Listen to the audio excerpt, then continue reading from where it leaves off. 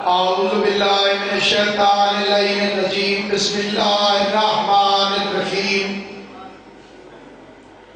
الحمدللہ رب العالمین والصلاة والسلام علی سید الانبیاء والمرسلین خاتم لما سبق والفاتح لما سبق المعلن الحق بالحق ابو القاسم محمد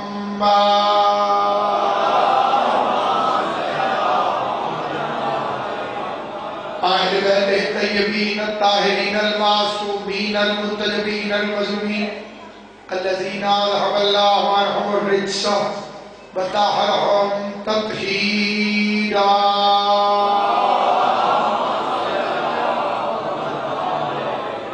ولعنة الله على أعدائهم أجمعين.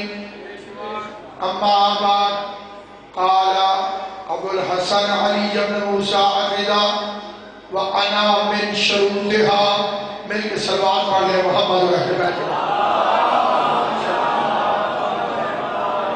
بار دیگر ایک صلوات پڑھنے محمد و اہل بیت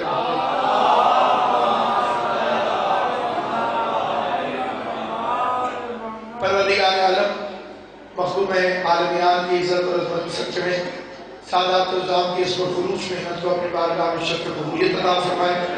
اس بستی کو آباد رکھے، ان گھروں کو آباد رکھے، بالخصوص سادات و عظام کے گھر ہمیشہ آباد و شاد رہے. خداوند کریم حجت خدا کے ظہور میں جلدی فرمائے اور پروردگار 72 کا صدقہ ہمیں 313 میں شامل فرمائے. سامعین گرامی، کل میں نے آپ حضرات کی خدمت میں اپنے 8ویں امام کا ایک فرمان ذیشان تلاوت کرنے کی سعادت حاصل کی ہے. ہو بہو علی ہے. ایک بڑا سادہ سا فکرہ عرف عام میں استعمال کیا جاتا ہے کہ فلاں اور فلاں میں بس برائے نام فرق ہے. اس برائے نام کا مطلب یہ ہے کہ باقی چیزیں تو بالکل ایک جیسی ہیں لیکن نام دونوں کے مختلف ہیں. جس علی کا میں ذکر کرنا چاہتا ہوں اس میں اور مولا علی میں برائے نام بھی فرق نہیں. دونوں علی ہیں، دونوں رضاؤں کے مالک ہیں. وہ علی مرتضیٰ ہے، یہ علی رضا.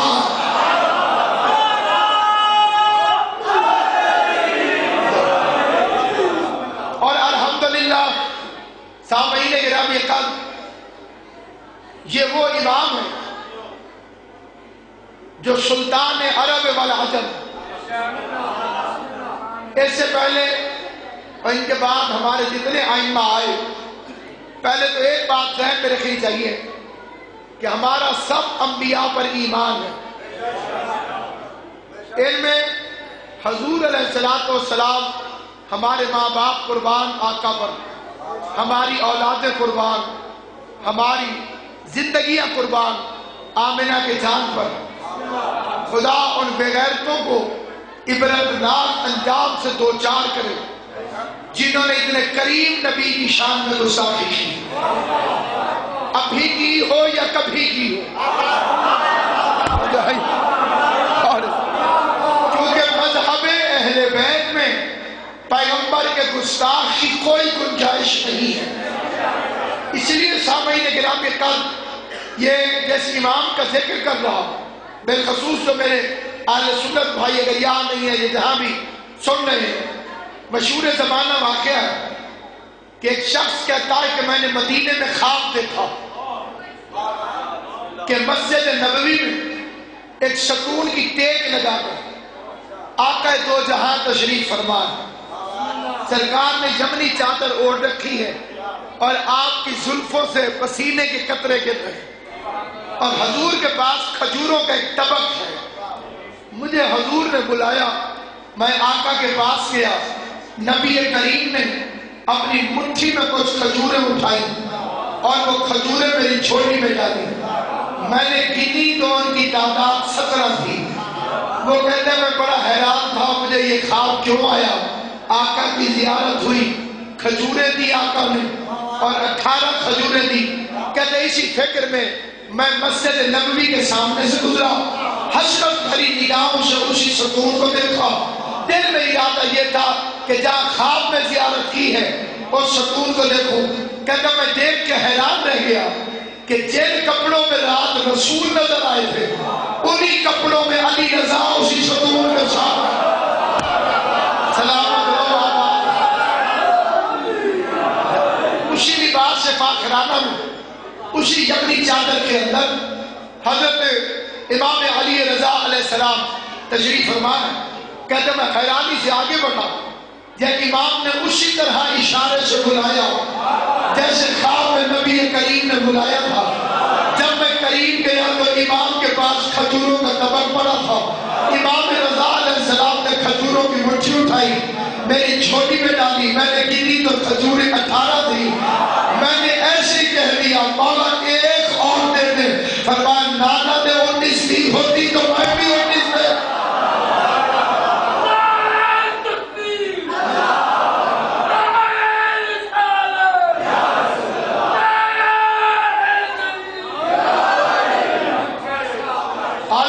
آپ کو سلامت ہو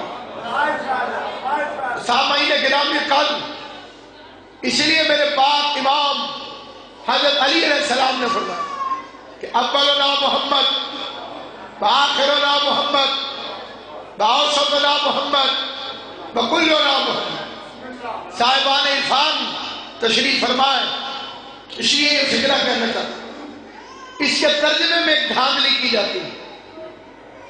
صاحبان علم نے تشریف فرمائے اور میری سرپرستی فرمائے، اس کے ترجمے کے اندر ایک دھاندلی کی جاتی ہے۔ وہ دھاندلی یہ کی جاتی ہے کہ مولا نے فرمایا ہمارا پہلا بھی محمد، بات ٹھیک ہے، اولنا کا مطلب یہ ہے۔ پھر کہتے ہیں کہ ہمارا آخری بھی محمد، بالکل ٹھیک ہے، آخرنا کا وہ مطلب یہ ہے۔ ہمارا درمیان والا محمد، یہ بھی ٹھیک کہتے ہیں، اوسطنا محمد۔ اگلے ترجمے میں بے ایمانی کی جاتی ہے، کلنا محمد، اور پھر فوراً کہتے ہیں 14 کے 14 محمد۔ یہ 14 کا لفظ کہاں استعمال ہوا؟ کلنا محمد، اس میں 14 کس لفظ کا ترجمہ ہے؟ 14 تو آقا نے فرمایا ہی نہیں، کلنا ہمارے سارے کے سارے۔ مجھے نہیں پتا کس کو سمجھ آئے گی، کس کو کون میرا ساتھ دے گا، جو مجھ سے متفق ہو عقیدے میں وہ میرے ساتھ بولے گا۔ کلنا محمد، ہم سارے کے سارے محمد۔ محمد محمد ہے، علی محمد ہے، حسن محمد ہے، حسین محمد ہے، عباس محمد ہے، علی اکبر محمد ہے، قاسم محمد ہے۔ اور جو صاحبان علم جناب زہرا کو سلامت، یہ جو صاحبان علم تشریف فرما، اور بالخصوص سادات عظام شیعہ قوم کے بچے کو پتہ ہے کہ شہزادہ علی الاکبر کو جب میدان میں امام حسین علیہ السلام نے روانہ فرمایا تو ایک فکرہ فرمایا، ایک گواہی کا فکرہ۔ کربلا کے میدان میں 2 گواہیاں ہیں، ایک لشکر یزید کی طرف سے، ایک لشکر شبیر کی طرف سے۔ ادھر سے عمر ابن سعد بولا گواہ رہنا شبیر پر پہلا تیر میں نے چلایا، اور ادھر سے جو خیر کا نمائندہ تھا اس نے کیا کہا؟ اس نے کہا اللہم اشہد، پروردگارہ گواہ رہنا۔ حسین بول رہے علی اکبر کو بھیجتے ہوئے، خدایا گواہ رہنا کہ اب اس قوم کی طرف اسے بھیج رہا جو خالق میں بھی محمد ہے اور خلق میں بھی محمد ہے۔ آل محمد آپ کو سلامت رکھے۔ حضرت زہرا ہاتھوں کو کبھی خالی نہ کرے، کبھی کسی کمینے کا محتاج نہ کرے۔ صورت میں بھی محمد، سیرت میں بھی محمد، یہ ہے کلنا محمد۔ اب ایک فکرہ کہتا ہوں، اور مجھے ایسے ایسے چہرے مجلس میں نظر آ رہے ہیں کہ منبر نہ ہوتا تو میری اوپر بیٹھنے کی ضرورت نہ تھی۔ بالخصوص سادات عظام جو صورت میں بھی محمد ہو اور سیرت میں بھی محمد ہو، وہ معصوم نہیں ہوگا تو اور کون ہوگا؟ جو صورت میں بھی محمد ہو اور سیرت میں بھی محمد ہو، معصوم نہیں ہوگا تو اور کیا ہوگا؟ تو پتہ چلا یہ لفظ بھی غلط ہے کہ معصوم صرف 14 ہے۔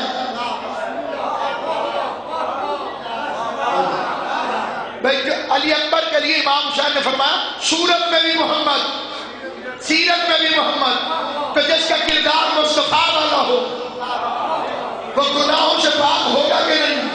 گناہوں سے پاک ہوگا تو معصوم ہوگا۔ اصل میں زیادہ ہمیں نقصان پہنچایا ہے ضدی مولویوں نے، کیونکہ علم کم ہو تو ضد ہوتی ہے۔ اب میں نے کہا کہ معصوم صرف 14 نہیں ہے۔ اب اگر کوئی مولوی جھگڑا کرے تو اس سے میں ٹھکرا پوچھتا ہوں کہ روح زمین میں اس وقت نجف کے بعد سب سے زیادہ علماء کس شہر میں؟ قوم میں، اور قوم میں جس بی بی کا روزہ ہے انہیں کیا کہتے ہیں؟ معصومہ قوم۔ جیو سلامت رہو بابا۔ آج تک کسی کو شہر نے فتویٰ چھوڑ نہیں دیا کہ بی بی کو معصومہ نہ کہو، معصوم صرف 14 ہے۔ موسیٰ کاظم کی دختر نیک اختر کو، کریمہ اہل بیت کو، شہزادی نعمت کو، خواہر رضا کو، ساری دنیا کا معصومہ کہہ کے پکارنا اس بات کی دلیل ہے کہ معصوم صرف 14 نہیں ہے۔ فاطمہ بنت حسن معصومہ ہے، آمنہ بنت وہب معصومہ ہے، خدیجہ الکبریٰ معصومہ ہے، زینب کلثوم معصومہ ہے، سکینہ معصومہ ہے، موسیٰ کاظم کی بیٹی معصومہ ہے۔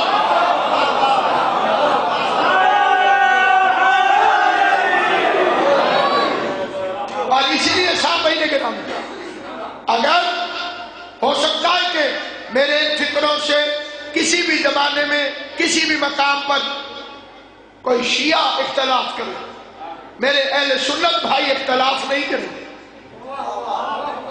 میرے قائد آقا مرشدی کا فرمان ہے کہ شیعہ اور سنی اسلام کے ایک چہرے کی 2 آنکھیں ہیں، اسلام کے ایک جسم کے 2 بازو ہیں۔ یہ استعماری ایجنٹ تڑپ رہا ہے، میں کہتا ہوں زخمی کتے کی طرح امریکہ جب اس نے عاشقان مصطفیٰ کو اکٹھا دیکھا کہ تو جتنا مرضی لڑانے کی کوشش کر، تو جتنے مولوی خرید، تو جتنے فتوے باز خرید، تو جتنے کلاشن کو فوالے بھیج، لیکن ان کے سینوں سے، ان کے دلوں سے، ان کی روحوں سے تو عشق محمد کو نہیں نکال سکتا۔ اور یہ ہے اصل اسلام جس کا نام ہے عشق ذات مصطفیٰ، جس کا نام ہے عشق ذات مصطفیٰ۔ تو اس لیے سامعین گرامی کا بالکل اسی طرح جیسے میرے مولا علی نے صفین کی جنگ میں رات کو ایک جنگ لڑی تھی اور اس کا نام ہے لیلۃ الحریر۔ اب اس کا اردو میں جو ترجمہ ہے اس سے میں خوش نہیں ہوتا، اس کا ہماری سرائکی میں بہترین ترجمہ ہے، وہ کسی اور زبان میں نہیں ہو سکتا کہ رات کو جڑے ویلے قبلہ کتے روڑ دے نہیں، تو کتیاں دی ایک دردناک آواز اٹھتی ہے رات دے ٹائم، کدی ادھروں تو کدی ادھروں، اس کو کہتے ہیں حریر۔ ایسے حملے کیے شیر گورنر علی نے کہ شام کے ملعون کی فوج ساری رات کتوں کی طرح روتی ہے۔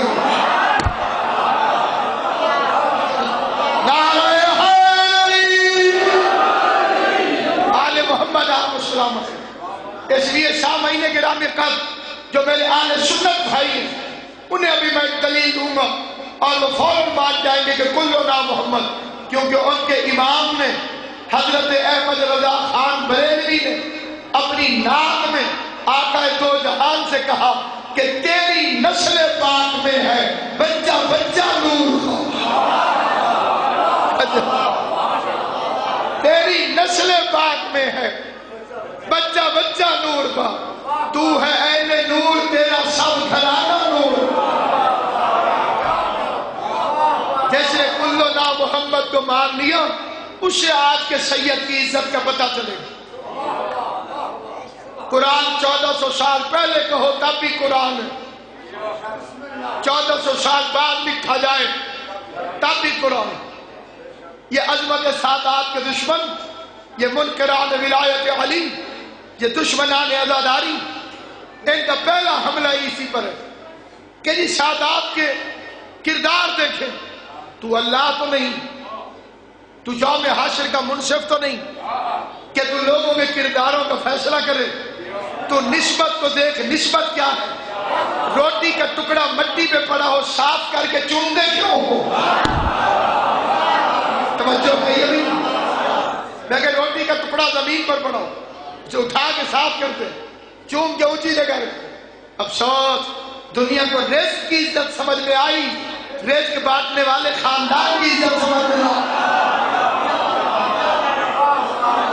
اس لیے میرے مولا نے فرمایا، اور یہ حدیث ہے سلسلہ ذہب، اس حدیث کی عظمت یہ ہے جو میں پڑھنے لگا ہوں. ایک بادشاہ نے اس حدیث کو سونے سے لکھوایا، ساسانی بادشاہ. اسے امام رضائے غریب کی، امیر الامراء کی، غریب الغرباء کی اس حدیث کو سونے کے ساتھ لکھا. اور قبلہ ذوالفقار شریف مرنے کے بعد وہ ایک عالم کے خواب میں آیا. اس عالم نے پوچھا تیرا کیا بنا؟ اس نے تو اس حدیث کو لکھنے کے بدلے میں اللہ نے مجھے بخش دیا. میرا مذاق کے طبیعت فسانہ ڈھونڈتا ہے، سنا ہے تیرا کرم بھی بہانہ ڈھونڈتا ہے. وہ حدیث پڑھنے لگا ہوں، وہ حدیث کو خدا مہربان ہے، ہم سرکشی کرتے گناہگار معافی مانگے، کہتا میرے بندے میں تو اسی وقت سے تیرا انتظار کر رہا تھا جب سے تو نے گناہ کیا. بہانے سے بخشتا لیکن صرف علی والوں کو، علی کی محبت نہ ہو تو بہانے سے جہنم میں ڈالتا. کافی عرصہ پہلے، اب یہ نئے دور کی بات نہیں ہے، وہ ایک مومن تھا، وہ ٹریفک کے اندر تھا، اس نے ایک مولوی کا چلان کرنے کی ٹھان لی کہ میں اس کا ضرور چلان کر سکوں. وہ جب بھی چیک کرے اس کے کاغذ پورے، ہیڈ لائٹ ٹھیک، مسئلہ ہی کوئی نہ نکلا. ایک دن اس ملاک نے پوچھا کانسٹیبل نے، مولوی صاحب میں کوئی 6 برس کوشش کی تھی جناب دا چلان کرنے، ہر دفعہ تسی میرے کو بچی جاندے ہو، وجہ کیا ہے؟ مولوی صاحب آکھیا اللہ میرے نال ہے. انہیں کہ ڈبل سواری کے پابندی ہے، چلان ہو گیا.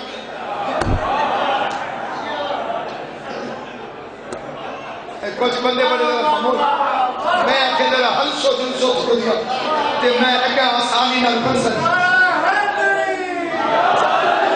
بس سامعین گرامی کب امام علیہ السلام جب تشریف لے کر آئے تو چاندی کا کچاوا جس میں یوسف زہرا تشریف فرما، 24,000 مورخین اور وہ امام کی سواری کے ساتھ ساتھ چلتا. جب حاجب کے التماس پر امام علیہ السلام نے پردہ اٹھایا تو اس وقت مجمع کا عالم یہ تھا کہ لگتا تھا کہ رو رو کے مر جائیں. امام ابھی بولے کچھ نہیں، اپنی زبان سے مولا نے فرمایا کچھ نہیں، صرف مولا کی زیارت کی لوگ اور رونا شروع کر، روتے جاتے ہیں روتے جاتے ہیں. اچانک آواز آئی خاموش. مولا سے ان کے جد کی کوئی حدیث سنی، مولا کوئی حدیث بیان سنی. تو امام نے فرمایا مجھ سے کہا میرے بابا جعفر الصادق نے، ان سے کہا ان کے بابا اور میرے دادا محمد باقر، اور ان سے کہا علی رضا. فرما رہے ہیں ایک ایسا سلسلہ خدا کی قسم کھا کے کہتا ہوں، امام کیسے حدیث پڑھ رہے ہیں. مجھ سے کہا موسیٰ کاظم نے، ان سے کہا جعفر الصادق نے، ان سے کہا محمد باقر نے، ان سے کہا زین العابدین نے. اس سے پہلے بھی حدیثیں تھی لیکن کیا حدیثیں تھی؟ بندے کہتے تھے مجھ سے کہا بغداد والے نے، اس سے کہا کوفے والے نے، اس سے کہا مکے والے نے. نہ کسی کا خاندان پتا، نہ کسی کا شجرہ پتا، نہ کسی کا کردار پتا. اور میرے امام نے حدیث ایسے پڑھی کہ مجھ سے کہا موسیٰ کاظم نے، ان سے کہا جعفر الصادق نے، ان سے کہا محمد باقر نے، ان سے کہا زین العابدین نے. ایک بندے نے یہ حدیث اہل سنت کے امام حضرت احمد بن حنبل رحمت اللہ علیہ کو سنائی. جب اہل سنت کے امام نے اس حدیث کو سماعت فرمایا تو وہ اٹھ کر کھڑے ہو گئے اور کھڑے ہو کے فکرہ کہا کہ علی رضا نے جو راویوں کے نام لیے ہیں یہ نام اتنے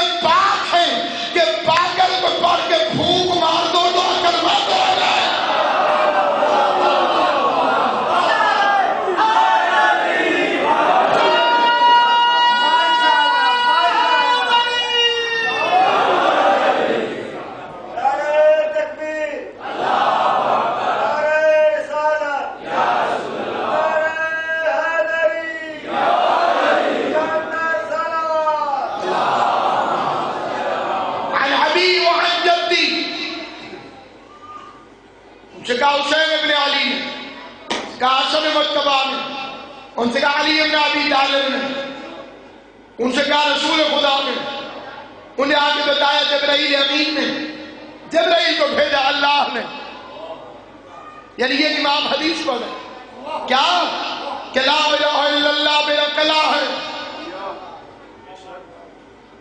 जैसे ला इलाहा इल्लल्लाह कहा वो इस कले में दाखिल हो गया, और जो इस कले में दाखिल हो गया आमन्ना बिल अज़ाबी, वो अज़ाब से नजात पा गया। अब जाहिर है कि अगर मैं आका मूसी जैसे कलंदर के कदमों से मुंसलिक न होता तो मैं भी भटक जाता, क्योंकि हदीस का रंग ही यही है। जहां है कि कलिमतु ला इलाहा इल्लल्लाह हिस्नी, अल्लाह कहते ला इलाहा इल्लल्लाह मेरा किला है, और दूसरी हदीस में विलायत अली इब्न अबी तालिब हिस्नी। पता चला अल्लाह के नजदीक अली की विलायत और ला इलाहा इल्लल्लाह बराबर है। अली की विलायत मेरा किला है, जो इसके अंदर दाखिल हो गया वो अजाब से अमान पा गया। इसलिए कि अली की विलायत वो गवाही है जिसका देने वाला बगैर हिसाब किताब के जन्नत में जाएगा। जिन्हें शक दुनिया में जिसे शक है वो हिसाब किताब दे के जाएगा, और जिसे यकीन है अली की विलायत का सदका ये है कि खुदा उसे बगैर हिसाब किताब की जन्नत में दाखिल फरमा देगा। बंदे बड़े खुश हो गए, ला इलाहा इल्लल्लाह पढ़ेंगे जन्नत मिल जाएगी। इमाम ने सवारी को फिर रोका और अब पर्दा हटा के फरमाया लेकिन बशरूते ला इलाहा इल्लल्लाह खाली नहीं, उसकी कुछ शर्तें हैं। वह अना मिन शरूते, और मैं उसकी आखिरी शर्त हूं। अल्लाह अकबर। ये शर्त समझा के मैं आपकी गुफ्तगू तमाम करता हूं। मैं आया आपके, मैंने कहा मैंने नमाज पढ़नी और बगैर वजू के मुसल्ले में खड़ा हूं, जितनी मर्जी पढ़ूं नहीं हूं। फिर आप चुप कर जाते हैं तो फिर मैं थोड़ा सा आपको हिलाने की कोशिश करूं। एक मौलवी साहब ने कहा वजू के बगैर नमाज नहीं होती। शागिर्द बड़ा तेज था, उसने कहा उस्तादी हो जाती है, मैं अभी पढ़ के आया। बगैर वजू के नमाज नहीं होती। पता चला नमाज की शर्त है वजू या तहारत। अगर तहारत नहीं तो नमाज नहीं, तो जो बगैर तहारत के नमाज पढ़े उसकी नमाज कबूल नहीं, और जो बगैर अली की विलायत के ला इलाहा इल्लल्लाह पढ़े उसका कलमा कबूल नहीं।